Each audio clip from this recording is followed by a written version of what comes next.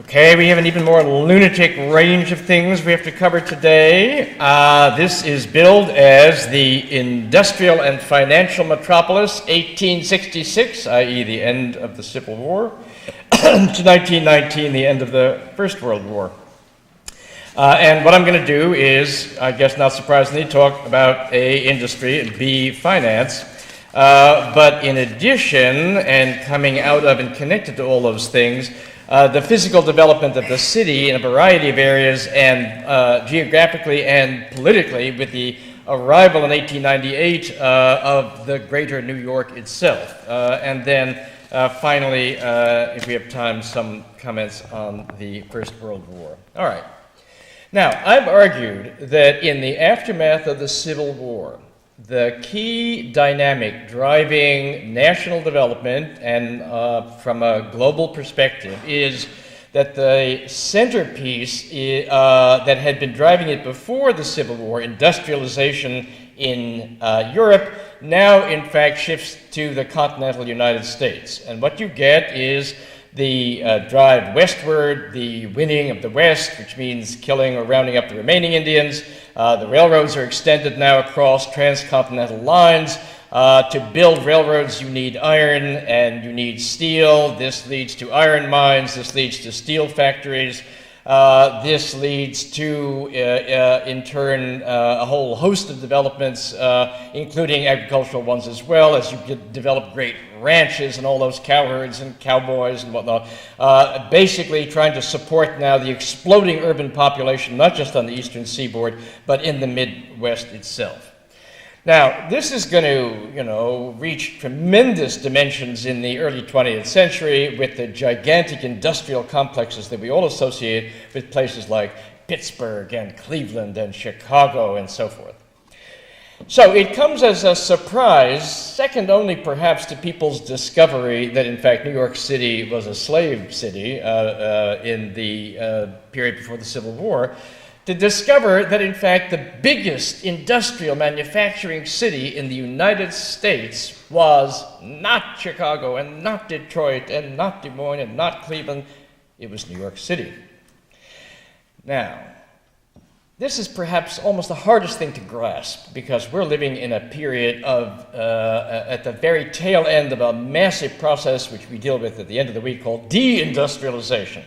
But what we want to talk about today is industrialization, and not just the city's role in helping the national component, but in fact what's happening here in New York City, which is an enormous range of kinds of things. Some of it is in fact production for export, but in fact a vast amount of stuff that's being built here is for New Yorkers themselves, both for the feeding the development of the city itself and for literally feeding its population. Let's talk about, break this up in a variety of ways. Let's talk about the thing that seems most alien to New York City, which is iron and steel production. Now, obviously, the big iron and steel works are indeed elsewhere because they're near where the raw materials are, first out in Pennsylvania and then, in fact, farther west.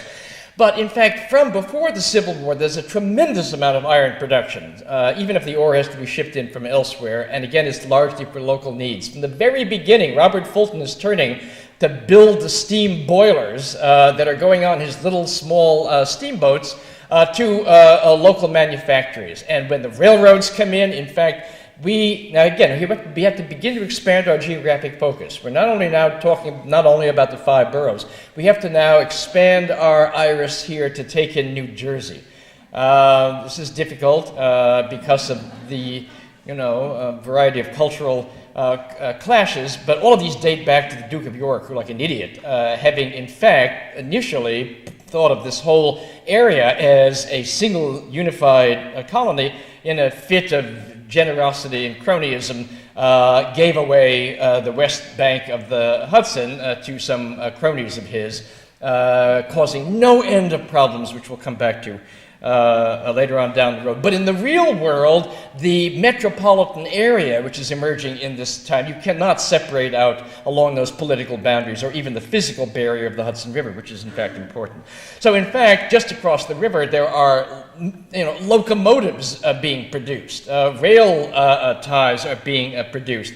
But still in Manhattan, because in fact along the waterfront, on the Hudson River side, on the East River side, and getting farther up as the 19th century wears on, are great iron foundries, partly because in fact coal can be shipped in right to the water's edge and offloaded.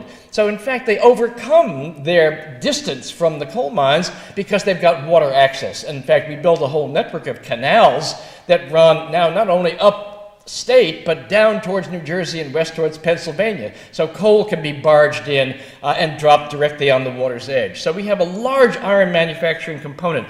And a lot of the iron that's produced here is in fact for domestic use. Most amazingly, probably, cast iron used as an architectural element. So one of the earliest uses of this is the Great Crystal Palace, New York City in 1853, only 2 years after London's Crystal Palace, that great shimmering iron and glass operation housing industrial exhibits, among other things. We want to be a world-class city, so by God, they built one, we're going to build one. And so we do 2 years later, and it's right up on Bryant Park, next to where the New York Public Library is today, but was then in fact a reservoir. After the Civil War, in fact, we expand on this. Soho, the cast iron district, is one of the first areas anywhere to be composed of buildings that are constructed off-site in iron foundries, trucked to the area, and then assembled like a jigsaw puzzle. They don't look iron because they're painted white, and they kind of even the ironwork has architectural molding, so it looks like it's plasterwork. A common characteristic you will see of industrial architecture in New York City, it doesn't like to look like what it is. It's into presenting an image, and the image is basically European columns and whatnot. But in fact, they're made of cast iron. We do other spectacular things for export, like, for instance, the dome of the capital of the US of A. That whole thing was built in the Bronx and in sections and trucked down and sort of constructed down in Washington, D.C. We do machine production here, little machines and huge machines, and often those machines are again connected to other sectors of the economy. The most famous one is printing and publishing. This, as we said before the Civil War, emerges as the publishing sector, partly because it's got the packet ships connections coming in from London. So Dickens's first editions are whisked across here and reprinted. Actually, we reprint them without paying him royalties, which is what occasions Dickens' first visit to the US of A, and a desperate appeal to get some copyright laws passed here that will in fact pay royalties to foreign authors. We have a tremendous party for Dickens, and we show him around New York and the 5 Points and all the rest of that, but we don't pass a copyright law. The great newspapers and the great magazines down on Park Row. Well, amazingly, we print those things here, and right next to that. So the presses grow up down in the Wall Street area. They're also, in fact, not utterly coincidentally, printing for finance. That is to say, we make we print things, invoices and credit slips and all that, but the most spectacular one that we print, and the kind of machinery that's required and the industrial process that's involved, is money. The American Banknote Company, its main plant was up in the Bronx, this huge masonry fortress. I think it's still there, although it's been transformed.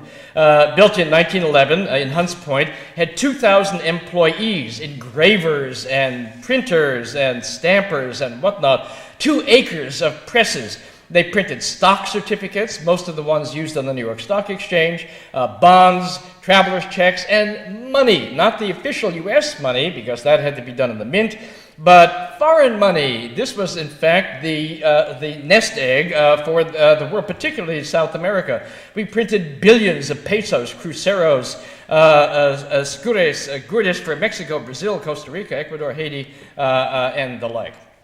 We worked in wood as well as we had for ages, both furniture, which continues to be a massive industry, but also more specialized instruments, particularly for home usage, the most remarkable being, of course, pianos. Steinway Piano Factory in Manhattan, which relies on highly skilled German labor. Another big undertaking on a large scale that's again going to have tremendous ramifications later is oil. Oil? What does that have to do with oil? We don't make oil here. No, we don't make oil here. It's first discovered out in Pennsylvania, but it's brought here to be refined. Why is that? Because A, there's a huge market here for refined oil in the form, most particularly of kerosene, which is the lighting source for much of, in fact, the city and the country until, the emergence of electricity later on. And for export, one of the first great export industries, the first companies that begin to start moving out onto the planet are the oil companies. The refineries, which are set up here in a variety of areas, but most dramatically along Newtown Creek, one reason, in fact, that underneath Newtown Creek, after many decades of oil refineries there is more oil underground in polluted well springs of the Bronx, of the Brooklyn-Queens border that was spilled by the Exxon Valdez. But the way the oil gets there is increasingly organized. Pipelines are run literally from the oil fields all the way here to New York City so that they can be refined and then transferred off into boats and then sent on to Europe. The key names here are A. Rockefeller, although he's the secret partner, and B. Pratt, a local Brooklyn magnate. You'll see his name, in a sense, all over Fort Greene area. He was the front man who put together lots of little independent refineries, secretly funded by John D. Rockefeller. And this operation, which is going to be called the Standard Oil Company of New York, Saccone, is going to turn into Mobil, and the rest we'll deal with later. Food production. This is a hungry, huge city, and it's getting bigger with every single decade. And we produce all kinds of things, again, both for locally and for export. The most dramatic in the sense of its long-lived quality is sugar. The Havemeyer and Elder sugar refinery on the Brooklyn waterfront. This operation dates back to, we'll remember now, the colonial era when the critical connection here was between the sugar-producing colonies down in the West Indies, and those goods were brought up here to be refined into a variety of products, molasses, rum, etc. This, in fact, now grows to enormous proportions with immense plants, and we have a virtual monopoly of sugar production in the United States here in New York City, again, because it's the port, again, because the linkage to Europe and the linkage down to the Caribbean and South America puts us in a position to do that. From this, there are innumerable spin-offs, Schrafts, candies, chiclets, chewing gum, as sugar is processed into a variety of forms for local consumption. Beer.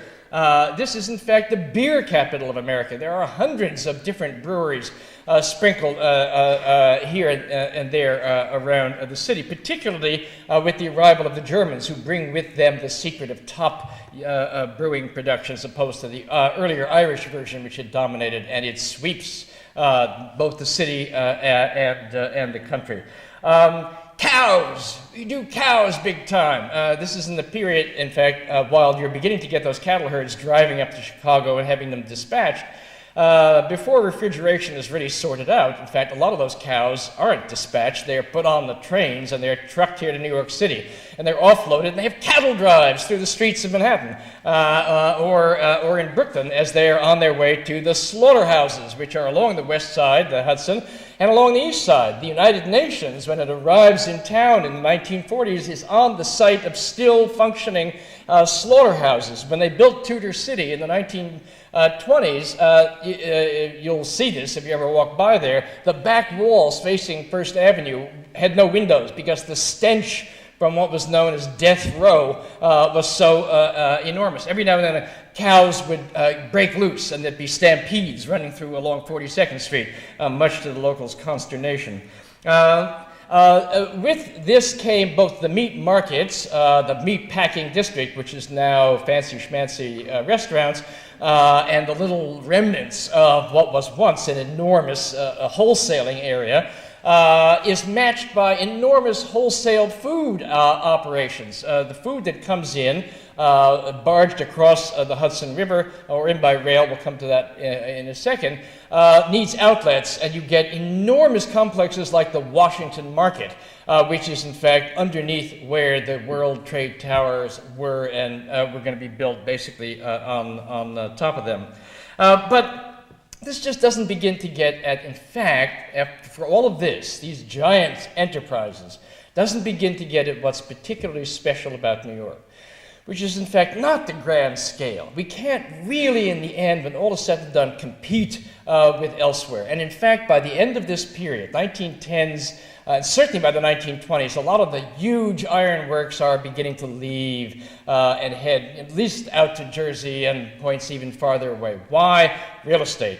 As in fact, the population explodes as the city moves north and east and also west into Jersey.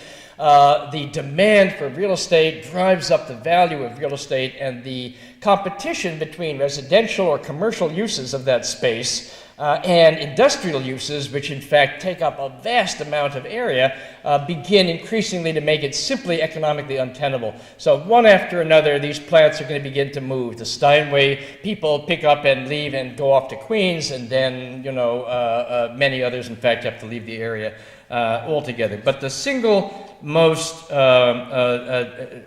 dramatic thing is in fact how much stays. And what stays is small scale. There are thousands and thousands and thousands of factories employing hundreds and hundreds of thousands of New Yorkers who are producing basically consumer goods, tiny little things, you know, but in immense quantities. We could spend the rest of the hour just listing and categorizing things from, you know, from pencils to paint to leather goods. Remember all those cows? Those cows are still being converted, their hides, into things, although increasingly the actual processing is being done up in the Catskills. But the biggie, of course, is clothing. As it was from before the Civil War. Now, in fact, the garment industry expands to immense proportions. The industry is arranged in a peculiar way. At the very, very top are the big buyers, and many of these increasingly, as we'll see, are department stores. Or there are large garment industry wholesalers who are prepared to, in fact, contract out to a second round of contractors who are very small, independent producers. They could, in fact, be one person, you know, almost invariably a guy, who then, in fact, hires laborers to come and fill the contract that they got. All right, I've agreed I'm going to make 100 shirts for you guys at Lord & Taylor, I should say, be open. In order to do this, I then have to rent space somewhere, I have to get machines, and I have to get labor. And then this little shop is going to make the goods, and then I pass them on upstairs. This is in fact going to lead to a whole variety of problems and issues, which we will come back to in a minute. Okay, next question is, where is all this manufacturing taking place? Well, again, the remarkable fact, given where we're at now, is how much of it stays in Manhattan until the end of this period.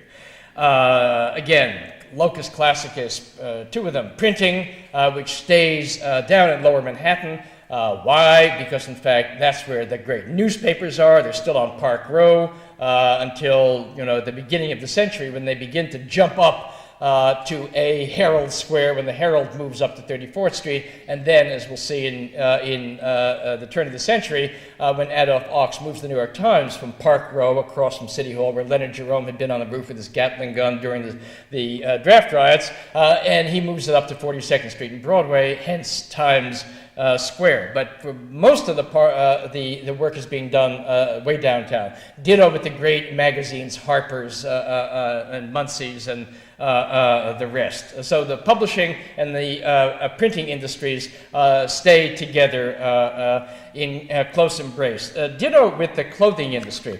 There are some outriggers of the garment district that move out to Brownsville. We'll talk about the reasons for that later. But overwhelmingly it stays in Manhattan. But it does begin to move slowly up Manhattan Island. And herein there's a tale. Again, from the very beginning, from that little teeny tiny New Amsterdam at the very bottom to the little larger English town, moving up to, the Colic Pond, and then slowly moving up to 14th Street, and then in this period, it begins to jump more dramatically uptown. And once again, it is a technological innovation that's crucial. In this case, it's the elevated railroads. These lines are run 1860s, 70s, 80s. They go up 2nd Avenue, they go up 3rd Avenue, they go up 6th Avenue, and they go up 9th Avenue. Those are the major arteries, and they go all the way up the island, at the very least up to Harlem. They're like safety valves, so that the tremendous concentration of people down in Lower Manhattan, bursting at the seams, now begin to move like, to mix metaphors, like the mercury up a thermometer. And everything moves. And again, they're being driven by pressure from below, the expanding financial district, more on that, the expanding industrial district down at the bottom. So residentially, but also factories and businesses and commercial stores, in fact, move up these operations. And the rich flee. The rich, we now talk about gentrification. And we assume that what that's all about is rich people move into an area, drive poor people out of it. For most of the city's history, the process was exactly the opposite. The rich would make have a nice little area. Their very first rich area was down in Bowling Green at the very, very bottom of the island. And then comes the port, then comes spillover from South Street. The wrong kind of people are sitting on your doorstep in the morning. There's beggars, there's, immigrants, there's disease. We're out of here. So they moved slowly up Broadway. Rob told you we met Hone in the 1830s, when he's up now around City Hall area. And that's where the first great shopping complex was. Remember, the big department store of A.T. Stewart on the corner of Chambers and Broadway. Well, now, in fact, then Hone flees from Commerce and the Astor Hotel and the new stores and Brady's photography shop and the publishing houses complex down in City Hall, and they move up Broadway.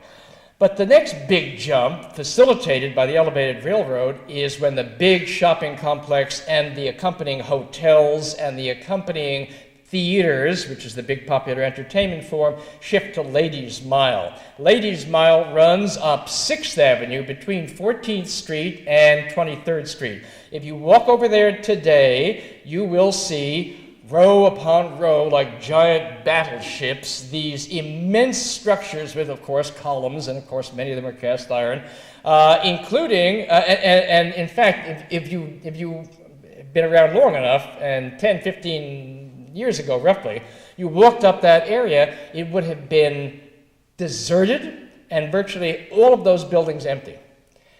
Why? Well, that's the story. The story is that the department stores jumped from downtown, Lower Broadway, where Lord and Taylor and the others were, up to this Ladies' Mile, because that's where the elevated railroads ran, and they built these gigantic department stores, including on 18th Street, which is now Bed Bath & Beyond, the Siegel Cooper building, which was the biggest department store in the world. Its pet department sold lions. It had on the roof an advertising logo that cast its beam SC. If you look at the medallions on the front of it, you'll see it still says SC for Siegel Cooper.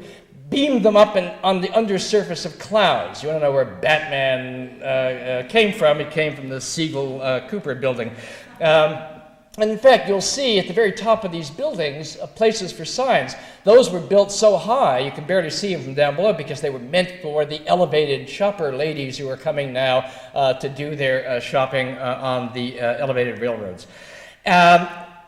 That is going to change later in the century when the rich people who had lived along Fifth Avenue, not too far from there, are now freaked out because with that came the Rialto, the theater district, prostitution in an enormous way all around Union Square and Madison Square became a raunchy, and particularly to the west around Sixth Avenue, particularly attracted by all those throngs of shoppers. And daytime, it was lots of respectable ladies there doing their shopping at Siegel Cooper and the rest. In the nighttime, it was thronged with prostitutes. And some streets were solid brothels, 23rd Street, 28th Street, and the rest. So a lot of the rich people over here on Fifth Avenue and to the east said, we're out of here. And they pick up and they move up now Fifth Avenue north into the 50s, which was then unimaginably far distant. The department stores that are aiming at classy clientele say, uh-oh, it's a problem. We're losing our base here. And also, look, here come all these poor people. We're out of here. So they all pick up these huge buildings and they flock like startled geese, 10 blocks up and 1 block over and land here, in this building. This is Altman's, is one of the earliest ones, and they string themselves out now along up to Saks and the rest, and Lord & Taylor, up to around 57th Street. The specialty stores like Tiffany's, which had been way downtown and then had been at Union Square, following the rich to their next port of call, now jump up here. And in a sense, what the rich did was they moved from square to square on the model of London, which was developed in little squares around which there were elegant houses and locked gates, and that these were kind of quasi-fortified protected zones where the upper class could, hang out. Well, it didn't work that way for long. Hudson Square, the very first, was way, way downtown. Then it was surrounded by commerce and trade and warehouses and railroads and poor people and disease. We're out of here. Up to Washington Square. Well, that was good for a while, but that wasn't sustainable. Now up to Union Square. Oops, that didn't work. Let's try Gramercy Park. Well, that's a problem. On to Madison Square. Whoop, that's the ultimate square proved to be Central Park, where, in fact, the wealthy stretched out along Fifth Avenue and stretched out along Central Park West. Even then, eventually, the next round, they're going to flap away, many of them, but not all of them, interestingly, out to the deep suburbs.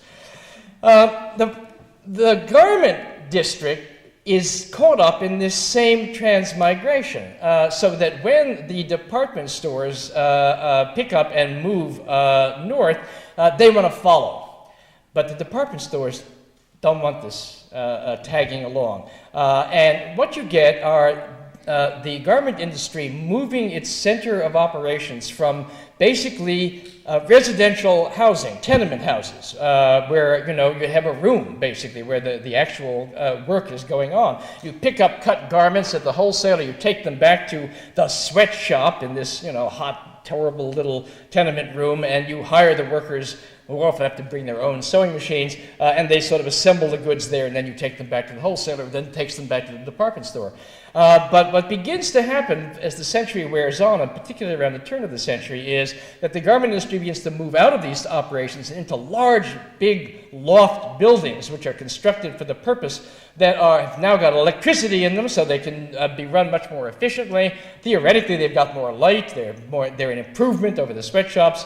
They've in fact got their problems, as we'll see. One of the most famous of these, built around the turn of the century, is the Ash Building, just off Washington Square at the very base of Fifth Avenue. That's where they're moving. They're trying to go up Fifth Avenue to follow the department stores.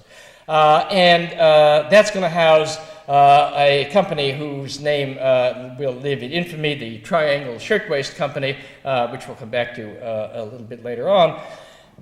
The department stores are now so nervous because, in fact, it's not only that the little factories and the big factories are moving up north, they're also, in fact, at lunchtime disgorging thousands of, working people, working women, who, in fact, like to mosey into the shops. Well, this is freaking out their carriage trade clientele. So they start a campaign. They form the Fifth Avenue Association, which says, thus far and no farther. And if, in fact, any garment manufacturer opens up a factory anywhere in this area, basically Fifth Avenue from 14th Street up and blocks on either side, we won't buy from them. there's an economic freeze on. Even more so, they go and they get the first zoning law in the United States passed in 1916, which, among other things, bans industrial garment manufacturing from this commercial area. It begins to segregate the city by economic uses. The garment manufacturers still desperate to get close, but barred from this area, perched just on the edge of this area on 7th Avenue in the 30s, hence the arrival of the garment district, which in fact I can no longer take for granted that you all know this, because in fact since then the garment district has been largely dismantled. Okay, so manufacturing in fact remains dramatically rooted here in Manhattan, but also it spills over now into two particular areas, Brooklyn and the Bronx.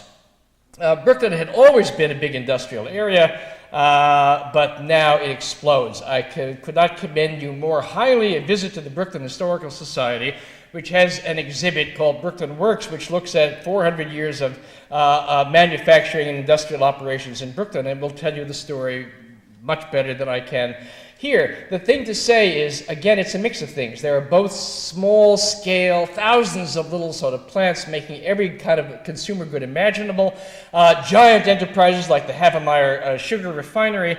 But what's most giant is the transportation complex. More on this a bit later. But Bush Terminal, for instance, is this immense industrial commercial operation. They build huge warehouses, which are still there and are going to have a major role to play a little later on in our story, where in fact hundreds of individual manufacturers can set up shop inside these giant operations, exactly the use to which they're now being restored as we speak.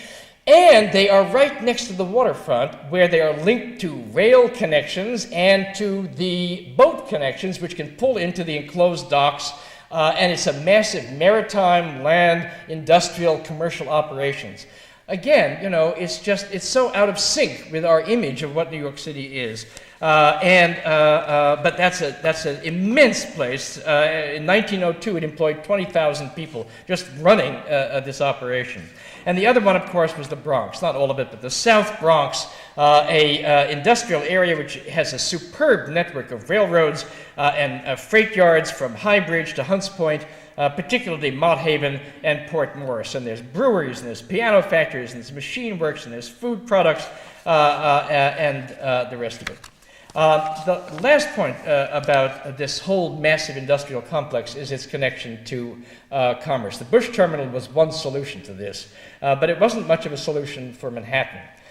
Manhattan, remember, is an island. This is a problem. And all of the transcontinental railroads that got built in this period come right to the water's edge in New Jersey and stop dead.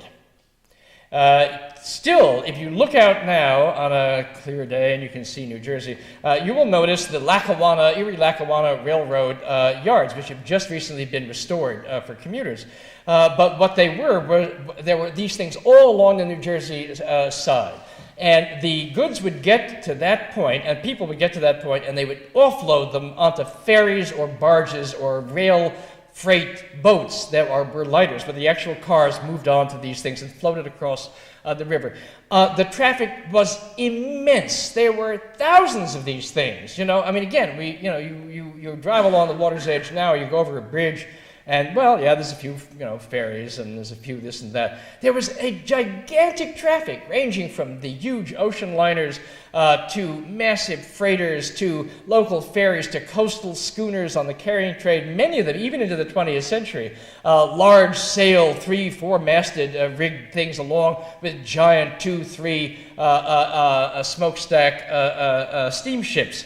But the problem was that while there were efficiencies in this, you could now float those goods over to the Bush Terminal using the water connection, which is something, in fact, that is very much on the current agenda of rethinking New York City's freight connections to the rest of the world.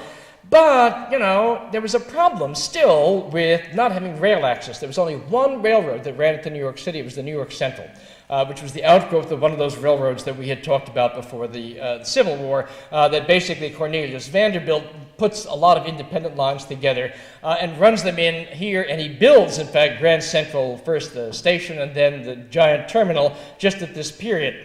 His great competitor is the Pennsylvania Railroad, which is one of those that is frustrated, pawing at the New Jersey water's edge, until, in fact, this period, 1910, when they build the Pennsylvania tubes and simultaneously construct a gigantic rival terminal, at Pennsylvania Station. So now, in fact, the city is beginning to get seriously plugged into the rail network, except that there are dozens of these railroads, and none of them will talk to each other, and they're all wildly in competition. There's no rational structure that's set up. Nonetheless, rail lines run along the Hudson River. They interface with the ships and ferries that are coming across, and so that's a solid industrial area all up and down the river, and the East River, in fact, too, as working people are transported up the east side, becomes also a large industrial center. Okay. Next issue. Who's doing all the work? At the beginning and through much of the century, the working class in New York City is composed of the same kind of people it was before the Civil War. The old Anglo-Dutch, who are now shrinking to a much smaller percentage, the old African-American slave, then free working class, which is also shrinking to a smaller percentage, and most dramatically, the Irish and the German migrations that had arrived. These are the people who were doing the work in the private sector, in the public sector, in the big plants, in the small, skilled, artisanal trades, and the rest of it, plus people from all over the world that slot in. Remember, ethnic organization, niche organization of the economy. Norwegians come, and in fact, they are masters of the sea, and they get jobs as sailors on the dock area. Syrians arrive, and they set up Little Syria down just actually where the World Trade Towers are going to get built on Washington Street. And they are peddlers and commercial sorts, and they import goods from the Near East, and then they're carted out literally on carts around Manhattan and elsewhere. In this period, they jump across the river to Atlantic Avenue and set up a Brooklyn colony, which very soon becomes bigger than, in fact, the original one was. The Chinese, who in fact had been here since the early 19th century, are a much larger presence, as many of the transcontinental railroad workers who had been imported in large gangs shift from California here. They take over the laundry industry, although they're in competition with black women who are, in fact, also in that business. And I don't know, there's an enormous list of things. But obviously, the dramatic fact of this era, as opposed to the previous era, is the dramatic shift in the locus of new immigration. And that's coming from Southern and Eastern Europe. Interestingly, the process is marked by a physical transformation. The Irish and the Germans had arrived literally in Manhattan, down in Castle Garden, still there, what Moses wasn't able to tear down, in the Battery, which was the immigration arrival station. That shifts in this period over to Ellis Island, first in some makeshift operations, and then in this gigantic complex, which is in fact what you'll see if you go out there today. Again, you know, we can't possibly begin to deal with the details of this, but note, once again, the global dimensions of all of this. The Italian migration, particularly from southern Italy, is coming for a whole variety of reasons, rooted in local and domestic issues on that peninsula. But one of the most dramatic is that their economy, which has not changed since Roman times in terms of the nature of its agricultural production, and they're producing olives and fig trees and tomatoes and whatnot, are now suddenly pitched into a global market.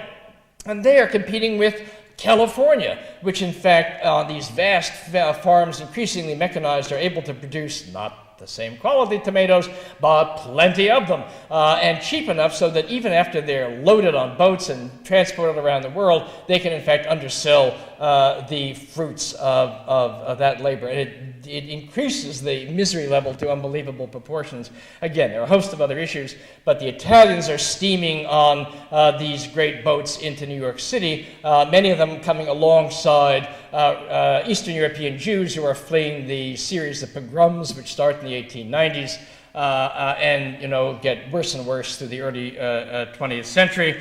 And speaking of pogroms, there's also a new round of African-American migration into the city as blacks are fleeing the wave of lynchings, which is, again, large and complex story that's transpiring around the turn of the 19th century in that neck of the woods. What does all this add up to? It adds up to an immense, cheap, and amazingly skilled, or at least semi-skilled, labor force arriving just at the time that the demand for labor, both in terms of the production of goods for the city and for export, and the production of the city itself is expanding, and they feed each other.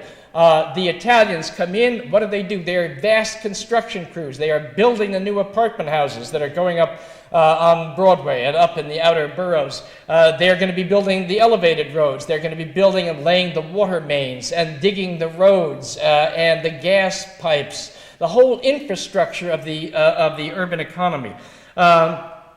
Jews, many of whom had been from racist restrictions, forced out of a variety of occupations, the land most particularly, and into shtetls in Eastern Europe, where they were in fact working in places like Lodz in the garment industry, now have got skills that they take here, and they enter and transform the garment industry here in New York City. All of these groups, in fact, do not melt in some pot and become indistinguishable Americans who all look like each other. Forget about it. They, in fact, do their damnedest to reconstruct the kinds of political, cultural, social, and economic institutions they had from whence they came, but also to negotiate a transition to what is obviously a dramatically different world, and one which, when all is said and done, they have opted for with their feet or with their boats. So the process of negotiating that transition is for them as tricky as their forebears, and again as tricky as it's going to be for the people who come afterwards.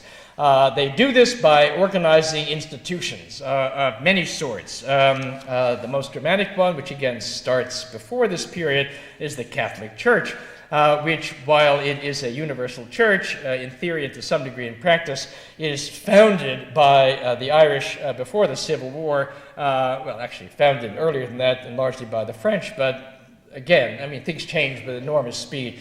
And the people who build up not only the bricks and mortar edifices of churches around the city, but the associated cultural institutions, most dramatically the parochial schools, which is an entirely independent, semi-autonomous educational system, because in fact the official system is largely, almost totally run by Protestants and is seen as a device for inculcating American, which for them is utterly, totally wrapped up with Protestant virtues and values.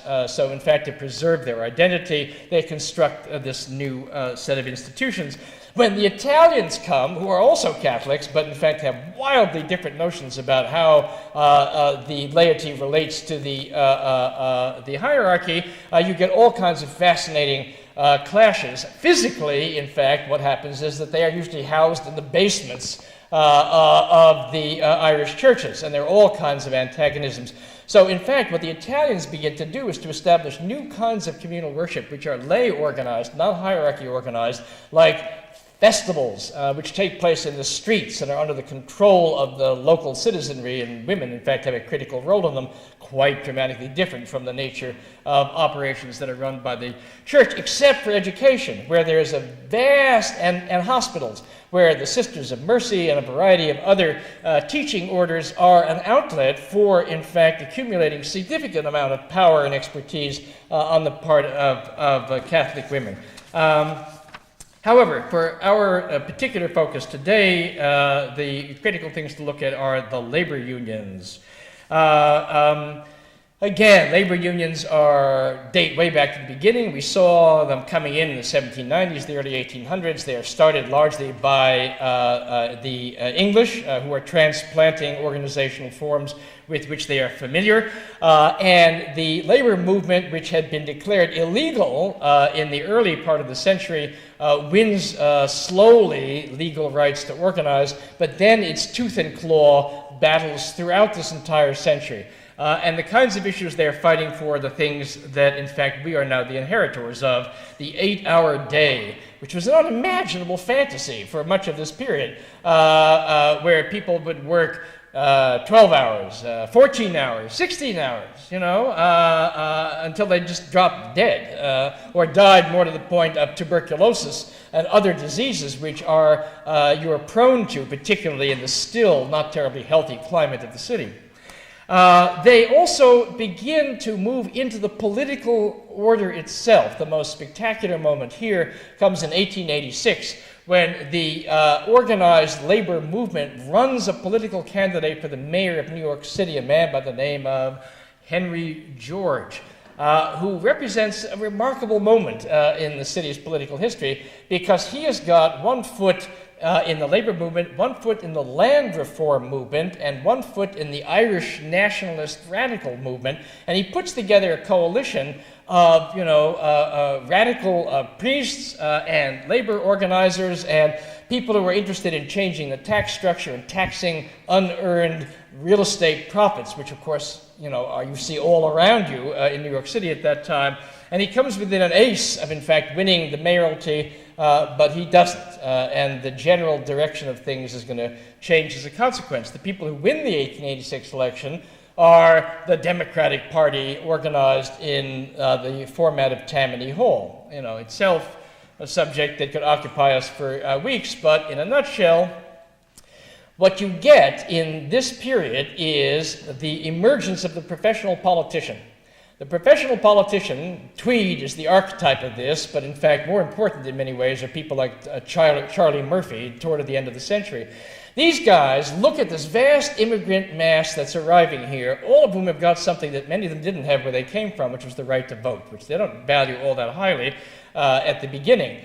But the politicians say to these guys, you vote for us, you vote for the Tammany folks, and what are we going to give you? Well, we're going to give you Christmas goodies, Thanksgiving turkeys, but also we're going to provide a rudimentary form of welfare. There are no welfare institutions. You are entitled to squat. If you are sick, you turn to your local charities, the church, you turn to local families. If you're unemployed, you're out of luck. If you're not housed, then you're in the street. The Protestant elite who is running the town are rigorous neoconservatives before the term was invented.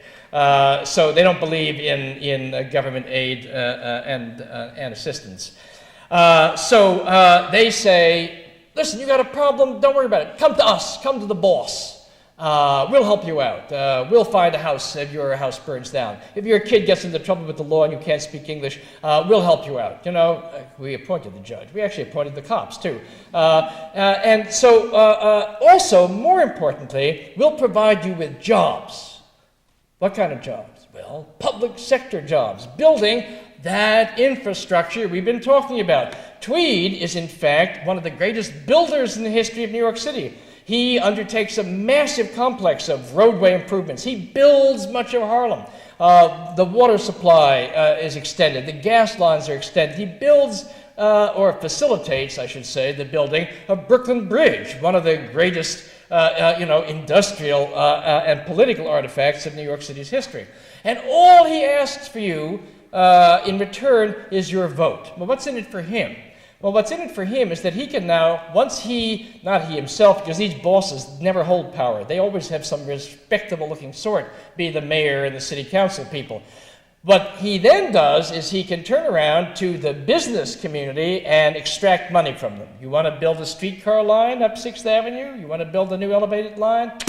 Cash on the barrelhead. You want that Brooklyn Bridge built? Well, I want satchels of cash here, partly so that I can bribe the Albany legislature to give you the permits, and partly to, in fact, line our pockets. And you get this peculiar situation where, on the one hand, there's massive working-class support for Tammany politicians because they're the only game in town providing support and jobs. But at the same time, the one thing, because Tammany is also tied into the elite upper-class structure, they're not going to do wholesale serious reforms of housing laws, so the tenement housing gets worse and worse and worse. They're not going to have poor relief, they're not going to have unemployment insurance, they're not going to have any serious reforms as long as they're in power. This, in fact, finally in the sequence, opens up the door to more radical political parties, and particularly the Socialist Party, which in fact says this is no way to run a railroad, and they garner tremendous amount of support from particularly the new Jewish immigrants, also some in the Italians. And I won't even just deal with the fact that this is also the era connected with all of these events of the emergence of the women's suffrage movement, which in fact triumphs at the end of this period, the development associated with people like Margaret Sanger, the birth control movement, and the emergence of New York City. We'll come back to all these later in a flashback of the NAACP and the emergence of New York City as the headquarters of the contemporary civil rights movement. Okay, finance.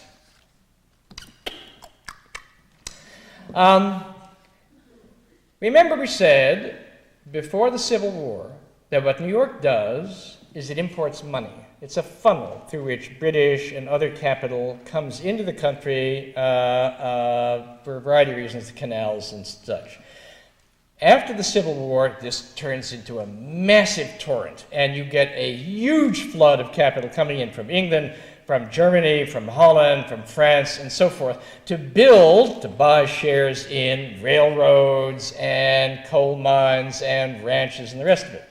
Problem is, if you're an English capitalist and you want to know, should I or should I not invest in the Atchison, Topeka, and the Santa Fe when you've never heard of Atchison or Topeka or Santa Fe, you need what? You need local expertise. So you turn to people in the investment banking community in New York City, people like J.P. Morgan, and largely Anglo-Protestant bankers with whom you've got good connections. If you're Germans, you turn to the German Jewish bankers, and in fact, Kuhn, Loeb, and others who in fact are the minority players in the emergence of this financial set of institutions, who basically direct the flow of capital for a significant cut.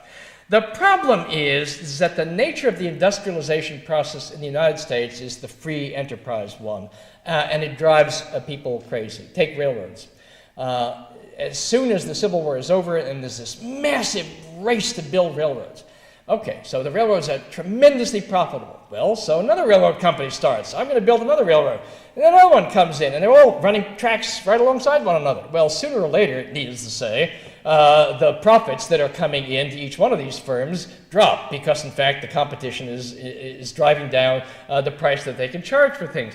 Well, when their profit rate drops, what do? Well, either they can invent better technology, which some of them do, and improve the services that way and regain market share, or they save money somehow or another. They can't save money by cutting prices any further, and they'll be out of business. So what do? They cut labor costs.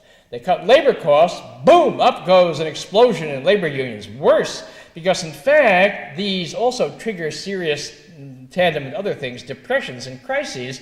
You get, massive breakdowns of the whole order. In 1873, big panic and crisis, which lasts for 6 years. Bit in the mid-1880s, the Great Depression, so-called, of 1893, which lasts for much of the 1890s, a crash in 1907. These guys look at the way industrialization is happening and they say, this is, as it were, no way to run a railroad. The solution that's worked out, simplifying preposterously, is to get rid of as much competition as you can. All this stuff about how American businessmen love competition, they trotted out on July 4th, and they waved the free enterprise flag. Hogwash. And perfectly understandable. I wouldn't want to have a competitor who's forcing me to cut my prices and profits. So what Morgan does is he, in fact, goes to these railroads, many of them are bankrupt, and he slams their heads together and he says, we're unifying you in one big corporation, and the modern corporation is invented here in New York City.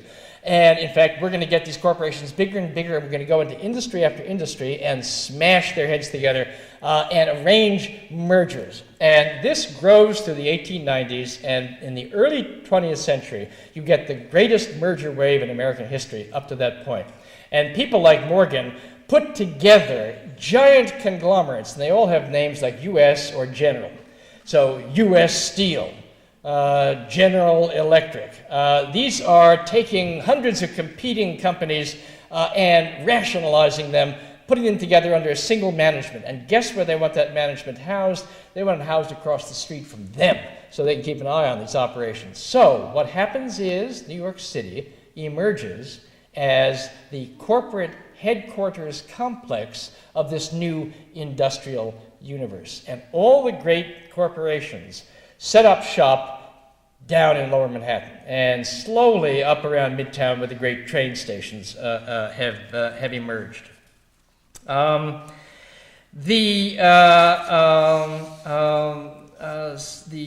physical manifestation of this is the skyscraper.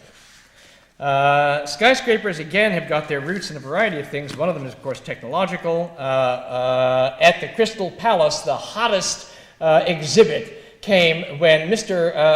Otis set up shop just across 42nd Street, and he built this tall platform with a little sort of, a cart on it, held by a single wire, and he would stand on it, and then he would dramatically cut the wire, and the crowd would go like this, and then the thing would plummet, and then it would stop as the Otis safety elevator brake came into effect.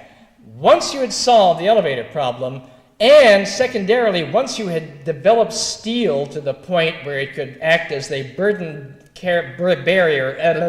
they carried the burden of the weight of the building, you no longer had to build, if you're going to build tall, you were limited because they were all masonry or stone blocks. To build tall buildings, the base had to be strong enough to support it. So when you got up to 15, 16 stories, the base was like all stone. There's no room for offices inside. So now you've got these load-bearing steel structures, and you've got an up and down little elevator that can take you up. Whoosh, the sky is very quickly the limit. The first buildings to really get into this in a big way are the newspaper companies. And in the 1890s, with the emergence of Joseph Pulitzer's World Building, still down on Park Row, the highest building in the world, he towers over his big rival, the New York Sun, which has recently reinvented itself. He loved to say he could sit in his office, lean out the window, and spit on the sun. You could see the gold dome of the Pulitzer Building from anywhere in a 100-mile radius, but that lasted not at all, because now whoosh, up they go. And as most of the big corporations or the big retail operations, Woolworth is going to capture the palm in 1913 as the tallest building in the world. It's a place to be. You need it managerially because it's going to house the thousands of clerks, increasing numbers of them women, down in Wall Street. And also it's a dramatic logo in the sky over New York City.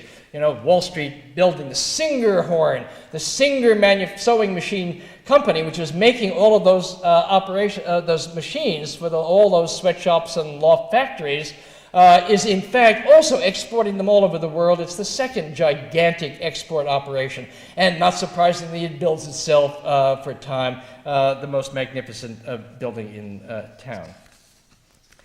1898.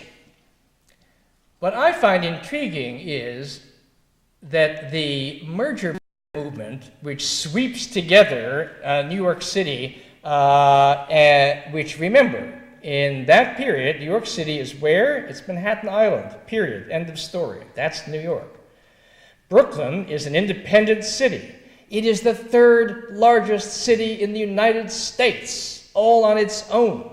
And then out in Queens, there's no there really. In fact, if you think about it, if you send an envelope today to somebody in Brooklyn, you write, Dean Street, Brooklyn, New York. If you send a letter to somebody in Queens, do you write Queens, New York? No, you don't. You write Flushing, or you write, whatever. Why? Because, in fact, there was no there. There was a collection of little towns, many of them industrial towns, many of them residential towns. Forest Hills, an experimental operation in this period. But what happens in 1898 is, in fact, they are all merged together into one gigantic super city. Why? Well, part of it was the same logic that led big corporations to merge one with the other. The idea was you were going to eliminate stupid competition. In this case, the competition was thanks to the Duke of York, some of it was not even possible because across state lines you couldn't do a proper amalgamation. But what you had were hundreds of different political institutions scattered around this one harbor. And the entire economy still of the city surrounded the port. But nobody was minding the store. It was nobody's particular responsibility to look after the port. And there were many issues which crossed jurisdictional line. There were transportation issues. There was crime issues. Somebody commits a crime in one place, escapes across the frontier from Brooklyn to Queens. What? You know? Secondly, there's competition with other operations. Chicago is growing fast. It's the center point of the heartland, industrial and agricultural operations, slaughterhouse and all the rest of that stuff. And it's growing like crazy. It's beginning to catch up with New York. And we were panicked that, in fact, well, you know, the big companies might split. They might decide, let's go to the heartland. This was a real fear and worry. So some people in the city, very few at the beginning, say, in Manhattan in particular, say, we have got to, in fact, overcome this stupid competition, just like the businessmen and the big corporations are overcoming the stupid competition. But in fact, there is terrific resistance. And the chief resistance comes from Brooklyn. Partly Brooklyn gives itself kind of airs, and they say, we are different. We are the anti-New York. We are the borough of homes and churches. We don't have all these, you know, scuzzy immigrants here. In fact, of course, this was a fantasy. They had all those people. They had been streaming across the Brooklyn Bridge, but they hadn't been streaming into Brooklyn Heights, which was the centerpiece of the resistance movement. Lots of Congregational and Methodist and Baptist churches. They tried to keep the Baptists off, but they had to let them in. But out there, in fact, down by the Navy Yard, large concentrations of Irish, Germans over in Williamsburg, but in their heads, this was a uniquely moral place, unlike the godless hordes, or the i.e. Catholic and Jewish, plus Tammany Hall is over there. We can't let them cross the bridge. You know, we've got to preserve ourselves. But in fact, this was nonsense, because Brooklyn was in deep trouble and was just on the point of collapse as an independent operation. Why? Because it too was expanding. Its little industrial area, which had just been up around Brooklyn Heights, now is in fact this enormous operation stretching all the way down to Red Hook and then on down towards the Bush Terminal and direction. And the Navy Yard complex up this way, and it's moving this way into the heartland itself. To develop that, to build the roads, to develop the gas lines, to run the water mains, to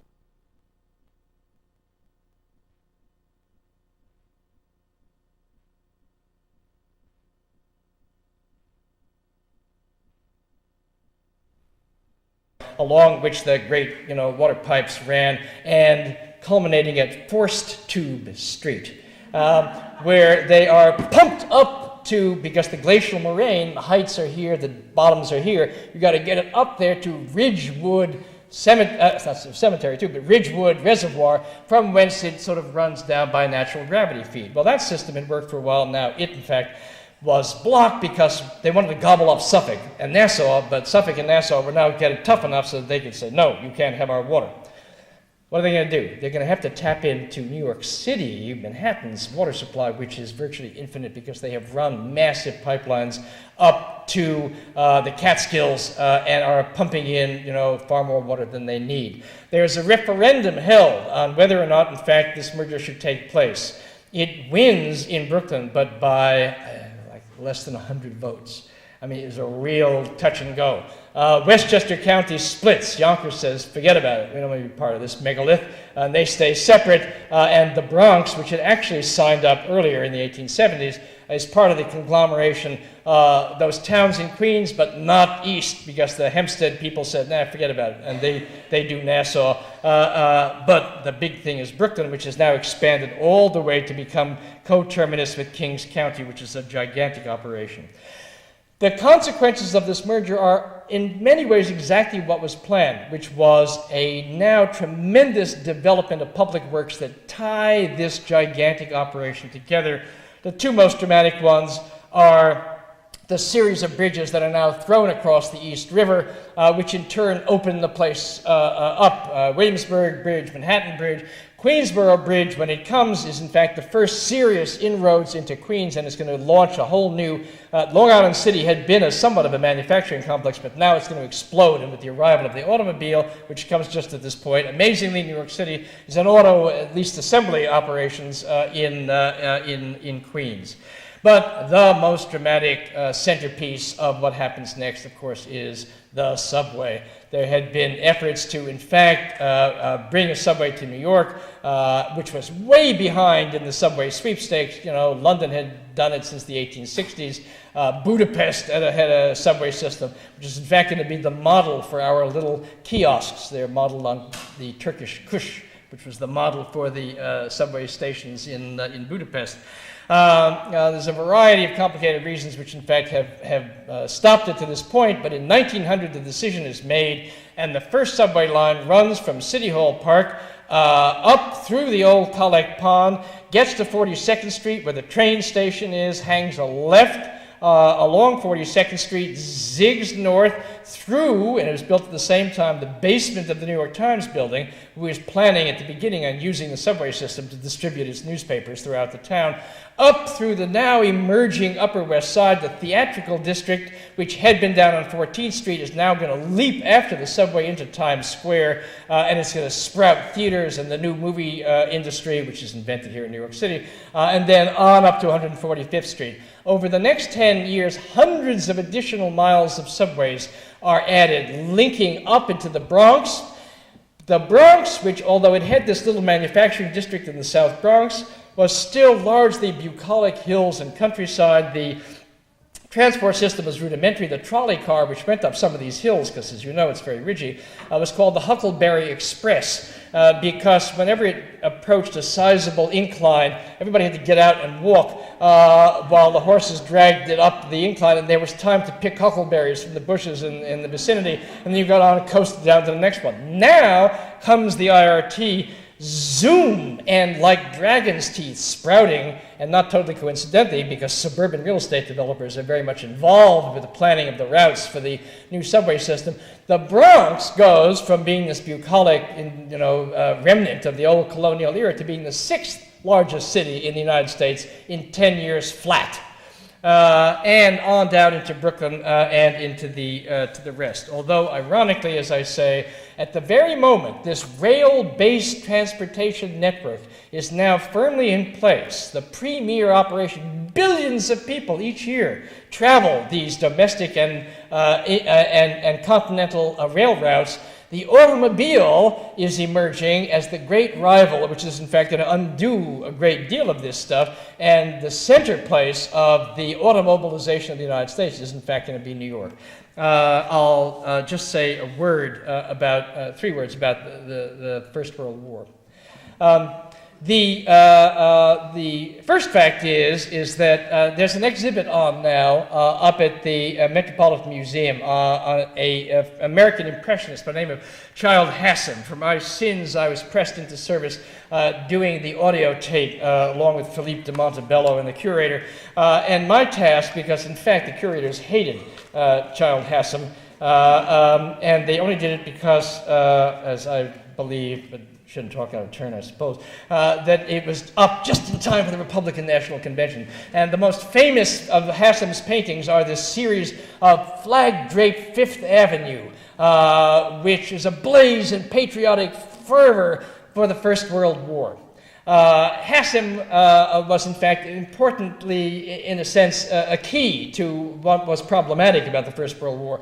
If you looked only at those flag paintings, you think, my God, New York is just, yes for war. Well, in fact, it was overwhelmingly no for war, and one of the reasons that, in fact, we didn't get into that war, as the Canadians like to say, oh, they won't get in till it's over there. It starts in 14. We don't get until 17. There's a variety of reasons, but one of them is that while some people in New York are pushing for war, particularly the banking and Anglo-American community, and Hassam is very much a part of that crowd, and they want to go and rescue British civilization, but they also want to rescue their loans, which they've increasingly been making, and their connections to, British capital. Did the Irish want to go to war to fight for the British Empire?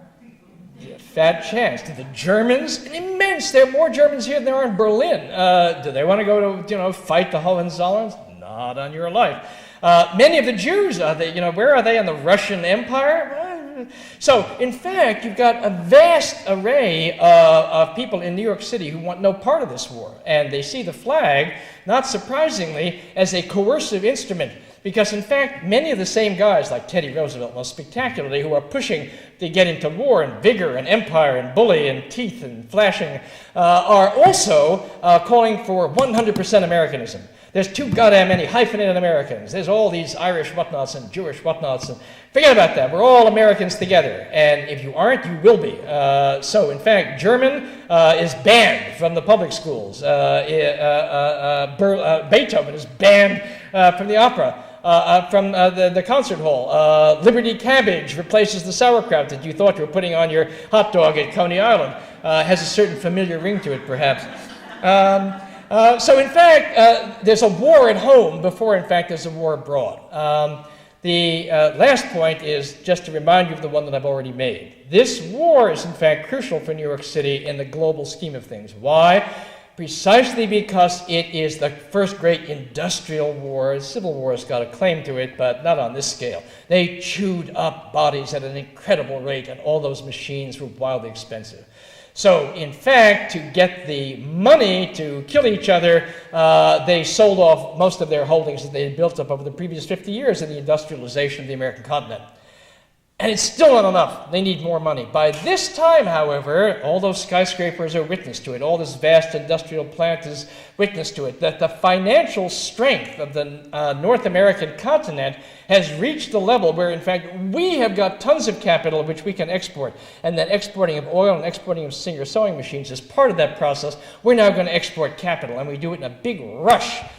We, in fact, now loan money to the British and loan money to the French. And by the end of that war, we have gone from being a debtor, in essence, third world nation, to being a creditor member of the top rank. We are not numero uno because London, although a mess, has A, the empire, and B, the navy. But one of the stories that we'll be dealing with in our next session, which runs from this period through the Second World War, is how, in fact, the United States, and with it, its premier city, turns into the capital of the world. To be continued.